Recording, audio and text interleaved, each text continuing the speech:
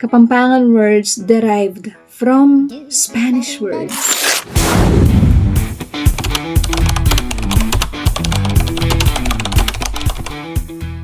O temyong, wa magpataw kong kay kini tangab. Manese ako, kuna mo ni paita ka sa pego kaya tawa sinjang kini kaya din tangab. At sukin platera kyan. Kasapego came from two Spanish words, casa and fuego. So casa means house and fuego means fire. In Kapampangan, kasapego is a box of matches. O Mars, o Nano, wah, simba ka takin Domingo. Awaw, sige alunangal doon eh. O sige, may kita na mo kyung plaza eh. O sige, God bless. Domingo in Kapampangan is Sunday, which is also the Spanish word for Sunday. It's the same, Domingo. Anang, pwede kaya pumukyat kayong bubong nyo. Opo, kasi po itambola mi eh. Mamiyalong kami po itambola mi. Sinal taya po kayong babo bubong nyo. Kunan miya mo po sana.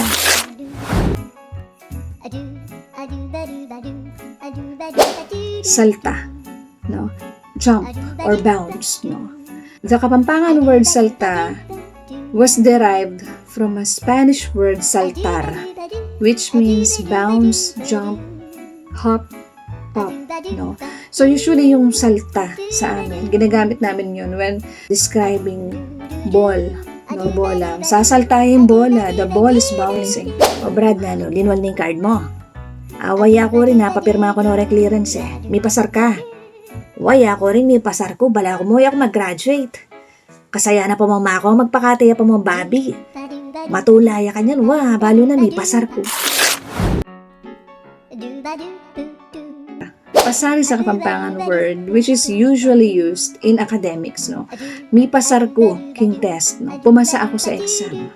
But it's derived from a Spanish word, pasar, also pasar, which means to pass by, to go by, no, or to move, something like that, to go ahead and move, to pass, no? So in context pareho lang, pasar.